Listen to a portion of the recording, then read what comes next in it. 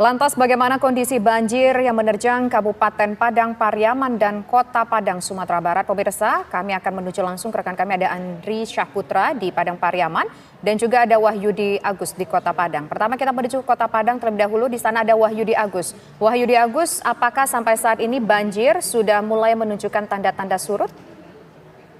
Ya, selamat petang Gina dan pemirsa seluruh Indonesia. Saya sekarang berada di tepatnya di Dadok Tunggul Hitam, Kecamatan Kota Tengah, di mana saat ini seperti di belakang saya ini air banjir sudah mulai surut. Jika tadi malam kedalaman air di sini hingga mencapai 1 meter lebih, nah sekarang sudah mencapai ketinggian 20 cm saja. Sementara biasanya di lokasi ini banjir cepat sekali surutnya karena tapi mengingat curah hujan yang sangat tinggi dan ditambah lagi dengan pasang laut, maka air banjir masih tetap ada di lokasi ini sehingga masyarakat masih terus ada beberapa yang dievakuasi keluar dari lokasi ini untuk menuju ke tempat yang lebih tinggi.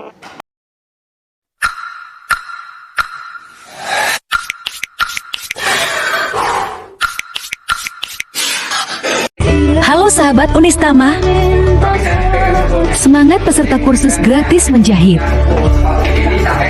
Pertemuan kali ini pengenalan berbagai mesin jahit. Belajarnya menyenangkan semua dari pemula setelah selesai siap berwirausaha. Unistama bukan setiap hari bisa kursus. Jadi kita terdapat ribuan rumah warga yang terdampak banjir di Kota Padang, Sumatera Barat dan terdapat di sejumlah kecamatan, di antara Kecamatan Padang Timur, Kecamatan Padang Barat, Kecamatan Padang Utara, Kecamatan Kota Tengah, dan Kecamatan Padang Selatan. Demikian, Gina. Iya, kalau kita lihat di sana bagaimana untuk kondisi warga? Apakah memang sudah dievakuasi ke lokasi yang aman atau seperti apa? Ya, sejak banjir yang terjadi pada Jumat dini hari tadi hingga pagi, masyarakat memang dievakuasi. Namun karena sudah siang dan air sudah mulai surut kembali, masyarakat sudah kembali ke rumahnya masing-masing untuk melakukan pembersihan rumah mereka. Walaupun masih terdapat genangan air di dalam rumah, namun masyarakat sudah kembali ke rumah masing-masing dan tidak kembali ke pengungsian mengingat air sudah surut. Namun beberapa warga juga mencemaskan karena kondisi cuaca saat ini sudah masih kembali mendung, sehingga dikhawatirkan akan terjadi hujan lebat kembali. Namun hingga saat ini warga juga sudah didampingi oleh petugas Badan Penanggulangan Bencana, TNI dan Polri untuk mengantisipasi semua kemungkinan yang terjadi pasca banjir ini. Demikian. Ya, kalau dilihat dari dampak banjir ini sendiri seperti apa ke aktivitas masyarakat di sana termasuk juga pelayanan publik? Ya, untuk kawasan terparah, terutama di kawasan Dadok Tunggul Hitam, Kecamatan Kota Tengah ini memang tidak terdapat sejumlah fasilitas umum, yang ada hanya sekolah. Mungkin beberapa sekolah diliburkan karena mengingat terdampak banjir juga. Namun untuk wilayah lainnya, aktivitas masyarakat tetap berjalan, aktivitas pemerintahan tetap berjalan seperti biasa, meskipun banyak ASN atau pegawai yang libur karena terdampak banjir rumah mereka. Nah, sementara di lokasi ini saja, masyarakat masih terus melakukan pembersihan rumahnya akibat dampak banjir yang terjadi dini hari Jumat tadi.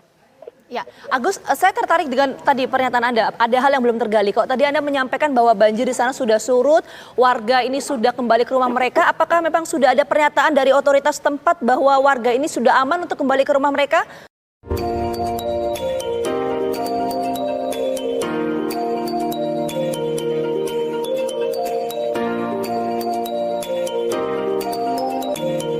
Potensi banjir susulan seperti apa? Oke. Nah, sementara untuk masyarakat yang kembali ke rumahnya, mereka tidak menunggu instruksi dari siapapun. Mereka hanya melakukan evakuasi mandiri sejak banjir terjadi, ditambah dengan evakuasi yang juga dilakukan oleh petugas setempat. Nah, ketika warga melihat bahwa rumah mereka sudah kembali aman, mereka akan kembali ke rumah karena debit air sudah mulai berkurang kembali. Demikian. Warga yang kembali ke rumahnya masing-masing ini apakah karena debit airnya sudah memang kering di sana atau masih ada ketinggian sekitar beberapa sentimeter lagi, Agus? Ya, ada di antara sebagian mereka kembali ke rumah karena debit airnya sudah sangat berkurang, sudah tidak lagi merendam rumah mereka. Namun ada juga beberapa atau sebagian dari antaranya yang kembali ke rumah mengingat air di dalam rumahnya tersebut hanya berketinggian kurang lebih 10 hingga 15 cm saja. Karena kalau jika ditinggalkan, tentu saja mereka khawatir dengan barang-barang yang mereka miliki di rumah tersebut. Akhirnya warga tetap memutuskan untuk kembali mengingat lokasi pengungsian dan lokasi banjir itu tidak berapa jauh letaknya. Demikian.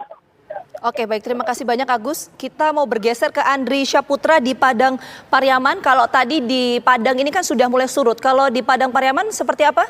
Andri, sudahkah banjir di sana surut atau seperti apa kondisinya? Siap, Gina. Selamat petang semuanya. Untuk warga di Padang Pariaman sendiri, untuk banjir sendiri udah mulai surut. Itu ketinggian banjir sekarang ini udah sekitar 50 cm sampai 150 beberapa tempat.